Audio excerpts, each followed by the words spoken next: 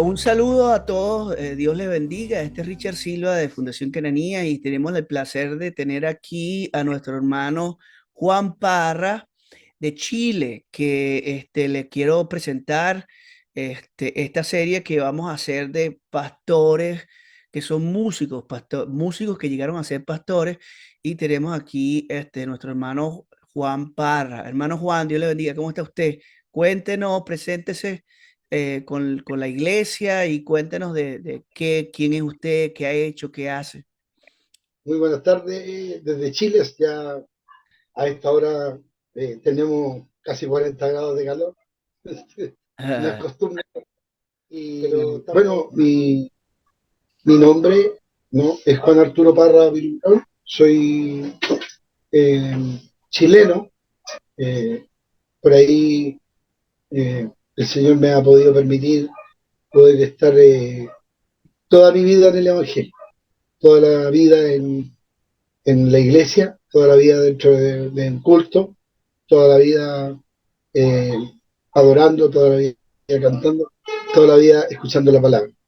Y me honra el Señor en saludarle a todos ustedes, en el nombre del Señor también un saludo cordial para nuestro querido y amado director de Cananía también, y también, ¿cierto?, nuestro amigo y amado desde Chile, su hermano Richard, a su familia, a los pastores, amigos, a quienes se dirige este tiempo que vamos a estar juntos, que podamos de ser una tarde de amor, de crecimiento, y que podamos transmitir a todos los que están en este mismo deseo el amor fraternal de parte del Señor.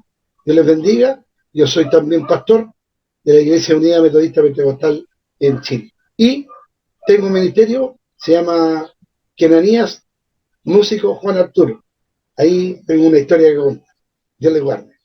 sí, bueno, de que precisamente por ahí fue que nos contactamos, porque buscando Kenanías por internet, entonces aparecen unos Kenanías y aparece el trío Kenanías y fue ahí donde como hicimos contactos, ¿no? A través del nombre común, pues, que por años trabajando con el mismo nombre sin conocernos, y entonces hicimos contacto hace poco y bueno, un corazón. Háblenos del trío Kenanía, de esa parte de la música que han hecho.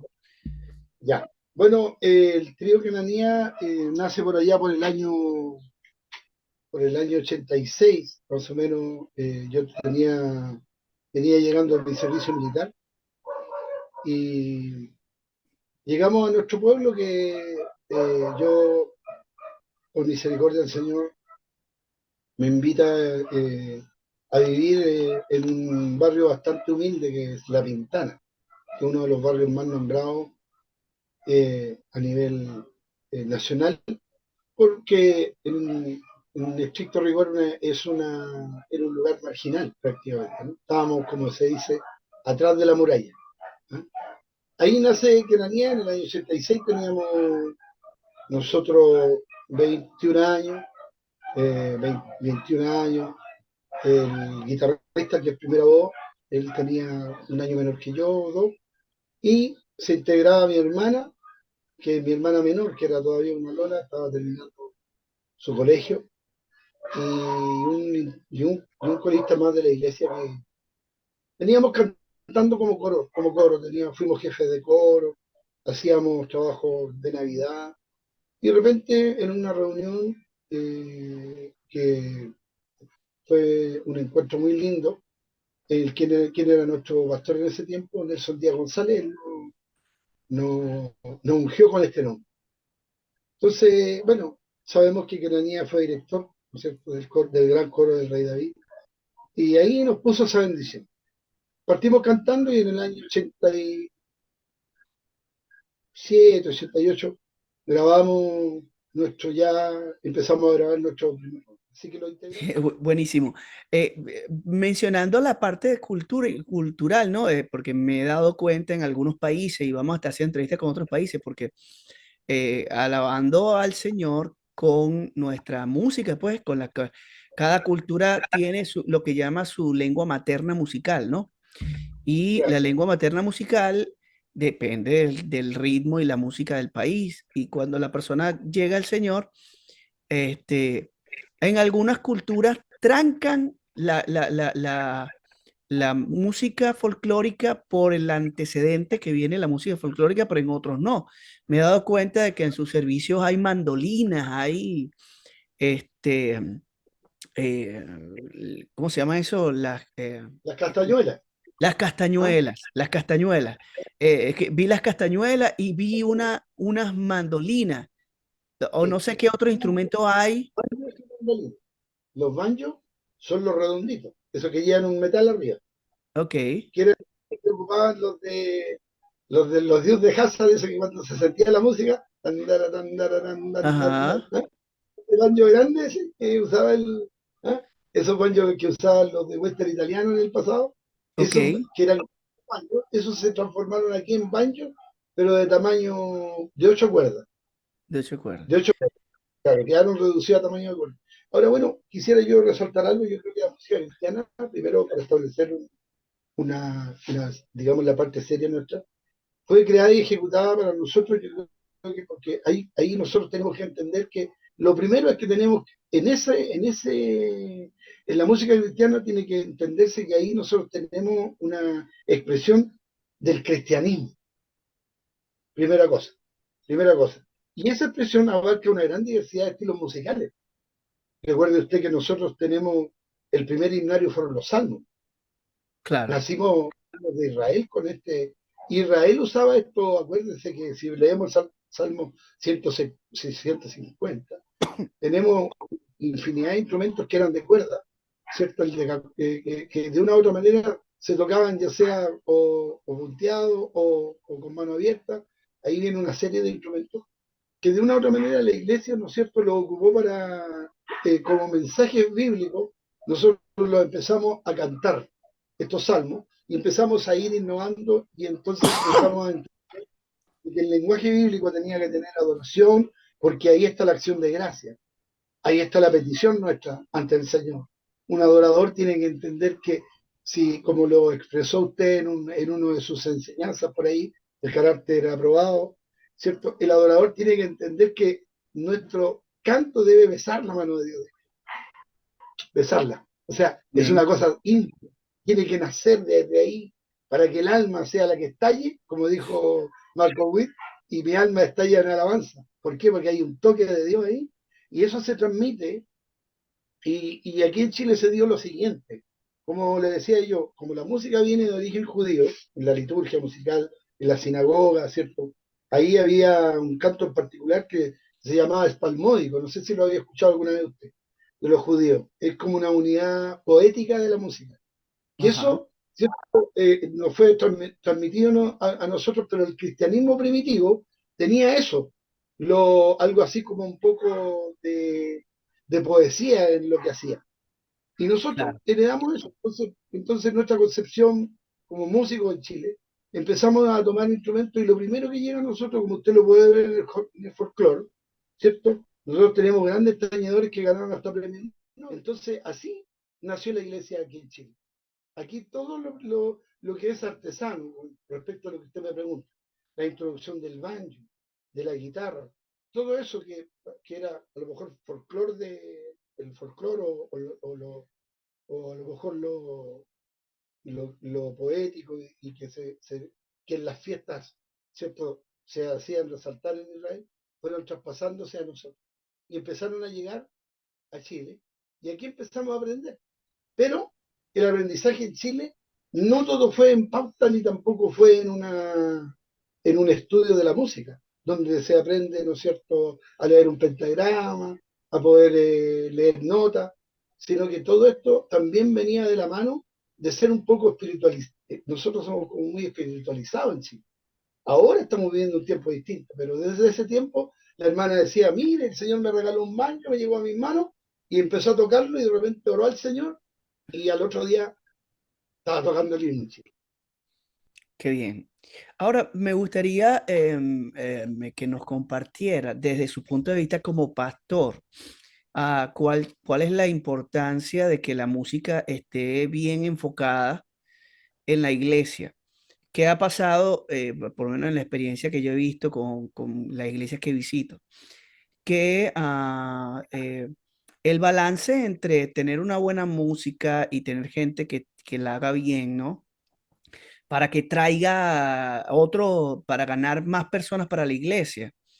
Ha llevado a algunos pastores a poner profesionales sin importar mucho su, su perfil espiritual, ¿no? Ya, Entonces,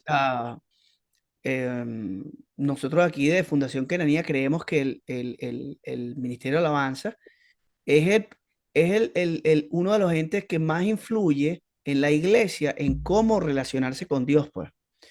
Entonces, el que está al frente transmite no solamente sonido, transmite realmente toda su esencia. Me gustaría ver su punto de vista en cuanto a eso. ¿Qué cree usted que las iglesias deben tener prioridad para poner gente a cantar y a dirigir, ya después que hayan tenido cierta madurez? ¿O cuál es qué recomienda usted en ese sentido? bueno, Dios al pueblo, ¿cierto? Le dio tierra, pero a los levitas se dio a sí mismo. Yo creo que hay que entender algo de lo que significa el sacerdocio levita. De mi punto de vista, ¿cierto? Dice, tengo aquí anotadito para que como de recuerdo, Josué 18:7. Pero los levitas en ninguna parte tienen entre vosotros, porque el sacerdocio de Jehová es la heredad de ellos. O Amén. sea, Dios los colocó, como usted tiene ahí un mensaje del tabernáculo de David, Dios los colocó en un lugar importantísimo, no en cualquier lugar. La transmisión de un sacerdocio, quizá hoy día alguien diría, pastor, pero el sacerdocio terminó. Perfecto, como me lo quiera decir. Pero nosotros tenemos un traspaso a través del Espíritu Santo de cómo el Espíritu Santo quiere que nosotros hoy día le adoremos. ¿Cómo Ujú, quiere el Espíritu Santo que nosotros le cantemos? ¿Cómo quiere el Espíritu Santo que nosotros le toquemos? Creo fielmente que si el fruto del Espíritu no está en un adorador, no está en un levita, si en él, ¿cierto? Si en él no está esto, nosotros no estamos entonces haciendo lo que se hacía en ese tiempo. Entonces, dice, el ministro sacerdotal pertenece al Señor, pero Dios se lo dio, ¿cierto? En don. Mire, en don. Y hay cambio ahora, un talento a un don. A los levitas, ¿dónde está eso? El número 8:19. ujú, Ministrar es servir. Por tanto, la riqueza de un ministro no es un invaluable patrimonio, sino servir a Jehová en la tierra de los vivientes. Esa es su riqueza y su verdadera herencia. O diferencia. si todos los ministros de Dios entendiéramos eso de verdad y viéramos la fortuna que hay en servir a Jehová, nos sintiéramos completos en él. ¿Qué significa? Que yo como pastor, sacerdote, ¿cierto? Hoy día, pastor, en la postura que el Señor me da del ministerio quíntuple, Dios me pone en una postura, yo tengo que entender de que debo tener en mi templo, aunque el Señor lo rechaza el templo, pero es el lugar que es casa de oración y puerta al cielo, debo tener los lugares señalados para que la iglesia que tenemos, esta iglesia que es una iglesia viviente, una iglesia, ¿cierto?, viva, tiene que entonces entrar en esta atmósfera y se crea la alabanza, el cántico, la adoración, Ujú, los ujú, salmos. Esto nos lleva a nosotros y nos hace remontar a que la presencia de Dios es tan maravillosa que los ángeles hacen fiesta cuando yo canto un canto, pero se llama un canto santo, santificado. amén. ¿Qué hace? Me encanta. Es extraordinario ver a una familia completa de una iglesia. Yo le digo a los hermanos, esto se llama templo de la alabanza. Me gustaría que cantara del portero hasta el ofrendero, desde, Amén. claro, hasta el que barre. ¿Por qué? Porque si entendiéramos el sacerdocio, sabríamos que ahí nace realmente la adoración. Es como decimos nosotros, es el espejo, es la muestra de que en la iglesia a la cual yo pertenezco, realmente buscamos al Señor, partiendo por lo que es la música. Hoy día los coros han ido perdiendo el folclore, como a lo mejor lo podíamos señalar, de sacar instrumentos, mandolina, guitarra, para darle un poco de auge al sonido, al romperla, a escenarios con un bajo, una guitarra y, y una trompeta y un teclado, ¿cierto? De esa forma se ha reducido el coro este instrumental que está en el Salmo 150. Ujú. No está completo si no estamos, o sea, bocina, timbales, ¿cierto? Claro. Flauta, pandero, ¿ah? Todo. Entonces, así lo hemos entendido y lo quiero transmitir siempre. Se lo digo a mis hijos.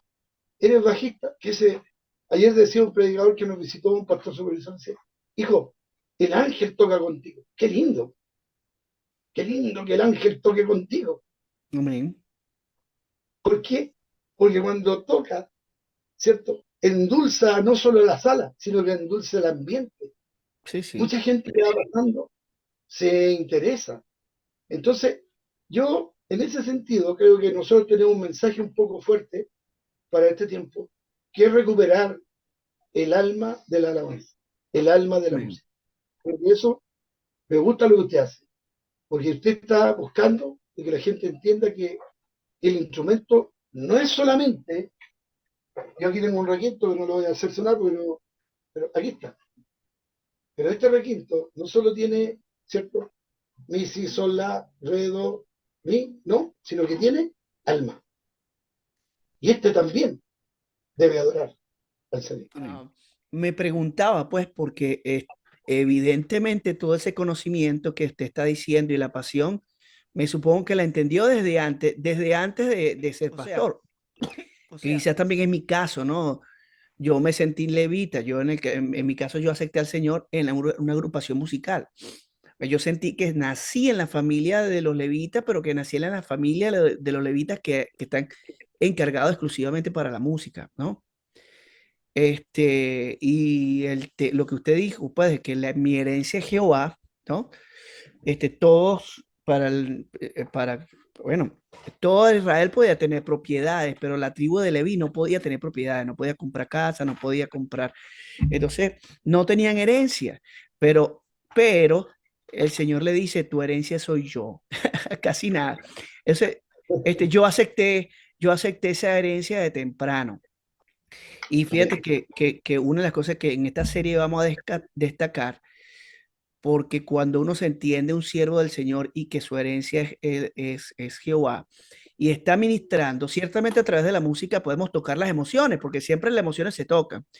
E Sí, incluso el Señor creó el cuerpo, no hay problema con eso de que se exprese con el cuerpo la alabanza, e incluso con las palmas, brincando, cualquier movimiento, cuando es sincero y espontáneo. Las emociones y el espíritu. Entonces la música hace todo eso para conectarnos con el Señor y conectarnos con la iglesia. Y no, al final uno termina completamente en una relación continua y constante con el Señor que lo hace a uno entender. Fíjese que usted decía, ¿no? Voy a retomar lo que usted dijo de los salmos, ¿no? De la rima de los salmos. Y hay un estudio que yo tengo que es profundo, es profundo, es profundo.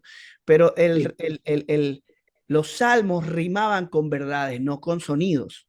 Como nuestra rima, por lo menos en Venezuela, se rima los finales de la sí, frase, ¿no? como Eh, poesía, ¿no? pero la rima en los salmos es verdades con mentira o verdades en crecimiento. Como bienaventurado el varón que no anduvo en consejos de malos. Entonces después viene, no así el malo. Entonces hay un contraste, siempre hay un contraste y esa es la rima. En realidad, un salmista era una persona que estaba clara de la revelación de la palabra de Dios, el orden, lo que es la verdad y lo que es la mentira y cómo la mentira se disfraza de verdad. Entonces, evidentemente, es normal que una persona que está metida con la palabra de Dios y expresando eso en la música, en la adoración, al final, igual que Kenanías, termina metido con el gobierno. O sea, Kenanías fue después como ministro de Exterior de David. Claro, ¿Por qué? Porque si tú tienes a una persona, si tú tienes una persona que tiene un buen criterio de lo que es bueno y lo que es malo, al final Dios lo va a poner en autoridad, lo va a poner para juzgar, la gente le va a preguntar consejos y llegan a pastores. ¿Cómo fue el caso suyo de cómo llegó a ser pastor? ¿Cómo desde el ministerio de la alabanza, desde la canto, cómo llegó a la conclusión del pastorado? Por ejemplo, yo cantando empecé y de la noche a la mañana tengo un encuentro yo con el Señor, con la alabanza, y empezamos a tener ese encuentro, desarrollarlo en la iglesia, donde notábamos que había alguna diferencia. Como dijo usted, aquí entramos en la emoción. Cuando cantábamos, había una tremenda algarabía en la iglesia. Habían aleluya, gloria, aplausos, había gozo. Entonces, otro tomaba una guitarra y no era lo mismo. Entonces entendimos de que había puesto Dios cuando nos ungió, unción, había Ujú. puesto en algo más allá de solo cantar. Y había puesto entonces algo maravilloso, que es la gracia. Amén. Esa gracia, sabemos que la gracia nos salvó, pero esta gracia de la alabanza, del canto, ya sea del poema, cualquier himno que cantáramos tenía un connotado resultado porque era distinto escuchar a Queronía o escuchar un cántico que el Señor me inspiraba a mí, y yo cantaba en todos lados, donde me pasaron una guitarra, en el baño, en la cama, en el comedor, en la cocina, donde fuera.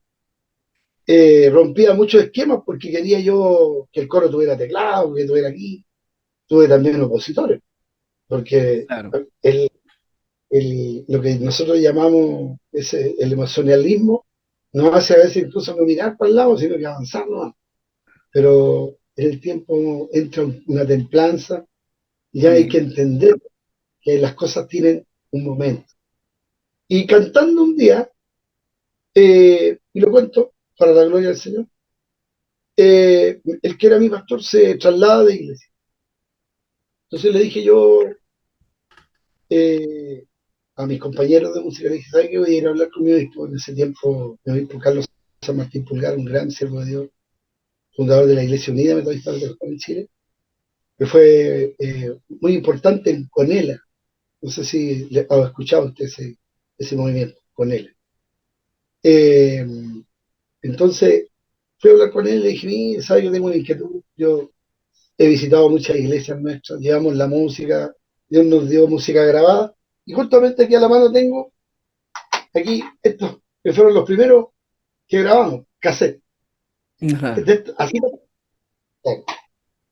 y hemos hecho 4 volúmenes, cantado, hemos ido a visitar ministerios, iglesias que no tenían nada, donde en vez de ir a hacer a lo mejor de repente a dejar una promoción de algo, nosotros íbamos a regalar. Esa es Claro. la verdad. Bueno, me dice, mira, ¿tú con quién estás? Pues yo soy miembro de la iglesia del pastor Nelson. Bueno, entonces ándate con él, cuando tú vas a salir, avísale dónde vas y sigue adelante. Canta. Bien, nos fuimos con él, empezamos a perseverar en otro lugar, en otro sector de la región metropolitana, Santiago de Chile, y ahí empezamos a visitar también, con el permiso de él, visitar iglesias, y se nos empezó a agregar gente, que es lo típico de los ministerios, siempre hay gente que no está asistiendo, que por oído, porque le gusta la música. Llegamos a tener un buen número y un día bajé a la iglesia y me dije, pastor, ¿sabe qué?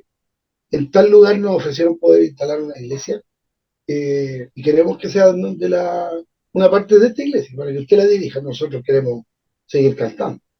Entonces él me dice a mí, mira, Torito, yo creo que llegó el momento de que tú tomes ese sacerdocio, tomes tú la cabeza de ese grupo. Oh, yo le dije, pero es que yo no me merezco eso, yo estoy para cantarlo, yo estoy para llevar el mensaje. Y yo tenía con el grupo la gran gracia de que el Señor nos entregó justamente lo que dice aquí, que la alabanza es un verdadero mensaje. Muchas veces predicó la alabanza en vez del texto bíblico, Ya. porque la alabanza que nosotros cantamos todas son un mensaje. Así lo inspiró el Señor al, al autor, ¿no? Entonces, bueno, eh, yo quedé en una pieza, me dijo, no, tengo que hablar con mi obispo, me dijo, porque esta bendición es para ti. 37 años tenía, ahora tengo 57. Así que ahí, ese día, en un rincón de un comedor donde se cocina, sentí al Señor arrodillarme y Él puso su bendición sobre mí. Y a los poquitos días me llamó el siervo de Dios, mi obispo, y en un momento muy bonito me ungió y me entregó el ministerio pastoral. Qué bonito saber que cuando una persona recibe el ministerio, como dice la palabra, ¿no? No, no salteando, no como el salteador, sino que lo recibe por el portero que le abre la puerta, el Espíritu Santo primeramente, y evidentemente los líderes que ya están en posición. Y entonces así fluye la bendición. Bueno, no sé si otra cosa quiere agregar, pues, para mí, en esta serie de pastores, yo me he dado cuenta de entre que los músicos, yo tengo un corazón, no solamente soy profesor de música, sino que he sido como mecena de músicos, como mentor de músicos y de músicos cristianos, ¿no? ¿Y qué pasa? Que he visto con mis colegas músicos en la iglesia, en el Ministerio de Alabanza, que dos cosas, o ellos pasan adelante hacia una compromiso más con Dios y con la obra, y se convierten en pastores, y usted dijo, pues su compañero de guitarra también es pastor, y así muchos mis compañeros de música son pastores, pero también muchos de los compañeros de música fueron agarrados por Satanás y han caído, pues. Entonces, pareciera que en ese lugar de la música o es una oportunidad para conocer a Dios o una oportunidad para que despreciando la palabra, despreciando la presencia, quede en la mano de Satanás.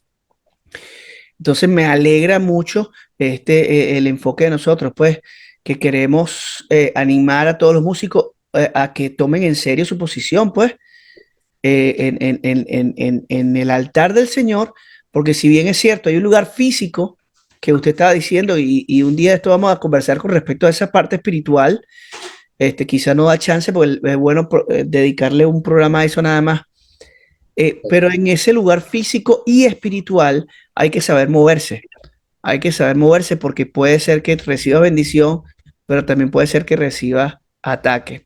Bueno, ¿qué otra Claro. cosa puede decir, hermano Pastora, para antes de irnos, antes de finalizar esta entrevista? Bueno, yo quiero agradecer. Yo creo que sentarnos a hablar de la música eh, es muy extenso, pero yo quiero agradecerle a usted poder ser parte de este ministerio internacional, también de poder ser parte de sus amigos. Mi deseo es justamente a través de que la niña poder entregar en Chile la enseñanza que usted da. Eh, a veces uno habla de las cosas, pero no es considerado como tal porque no, la gente quiere ver primero el resultado, no quiere Claro. trabajar, quiere el resultado. Y nadie que, ¿cierto? Nadie que no se levante de madrugada a recibir un salario. Claro. Hay que yo creo que yo creo que hemos sido impulsadores de la música, de los coros. Hay gente que ha hecho verdaderamente un sacerdocio eh, en conocimiento, en estatura, no importa. Usted es uno de ellos. Lo felicito. ¿Por qué? Porque veo que usted Gracias. es una persona que no se cansa, no se cansa. Y yo igual, a lo mejor Amén. no enseño música, pero no me canso de decirle a la gente que el canto, que la alabanza, que el corista, que tiene la acción de cantar, debe ser una persona que tiene que tener conexión, su espíritu pegado al cielo, Amén. para que, para que lo que nosotros podamos transmitir realmente sea de Dios, realmente ocupe el lugar que Dios quiere. Y no Y no tener el sea, reclamo, sí, y no sea de nosotros. Y no sea claro, de nosotros. justamente. Amén. Claro. Amén. La gloria, sí, sí, nosotros no podemos darnos nuestra vida. Es cierto que la popularidad, el aplauso, uno de repente, yo mismo aquí hago un programa y digo, oh, qué lindo, usted, me encantaba la alabanza, vuelve a empezar, solo Dios, solo hombre feliz, que usted la ha escuchado con los coros, que el coro hoy día está tomando himnos que son tanto de autoridades chilenas como extranjeras. Los chiquillos toman, por ejemplo, pistas, y ellos en esas pistas, ahora mismo en Navidad, varias pistas, por ejemplo, de himnos que se cantan en Navidad, o la cruz, los toman para Navidad, pero ellos lo traen, lo absorben, ¿cierto?, de música externa. Y lo aprenden, y hacen voces y trabajan en ello, y el resultado es maravilloso. Pero el otro día, después de haber hecho la campaña, después de haber hecho el concierto, después de haber hecho todo, estamos otra vez frente a Dios para seguir sirviendo. Ese Amén, es mi amén. Ese, final, servir hasta que el Señor nos lleve. amén, Muchas amén. gracias. Bueno, muchas gracias, hermano pastor. Gracias a todos por estar escuchando. Y esta serie, pues, de que vamos a estar haciendo entrevistas con pastores como el hermano Juan Parra, que tienen un corazón y que han tenido un contacto con Dios, con la música, la cual Dios creó. Dios creó la música para Él y Dios creó todas las cosas para Él. Y nosotros, nos hizo a nosotros con capacidades musicales, que eso está ya demostrado científicamente, que somos la única creación que tiene capacidades musicales. Y como dice Howard Gardner en su teoría de inteligencias múltiples, no, hay una inteligencia aparte solo para la música, y eso no es casual, eso es que nuestro creador nos hizo así para brindarle la música a él y también para disfrutar a nosotros. Pero entonces nosotros como músicos cristianos tenemos que conocer nuestro papel en la iglesia, reconocer nuestro papel en la iglesia para ser de bendición y para que nuestro servicio no sea algo que el Señor desprecie. Puede haber mucho talento, puede haber mucha perfección técnica, pero si el corazón no está enfocado, eso, aunque la gente dé aplauso y aunque la gente no tenga la capacidad de discernir, Dios sí está viendo los corazones y Dios sabe cuando el talento no está bien y toda la técnica está bien, pero el corazón está mal. Y nosotros lo que queremos es que el corazón esté bien para ofrecer el sacrificio de Abel y no el de Caín. Bueno, Así es. hermano Juan Parra, Dios le bendiga y estamos en contacto.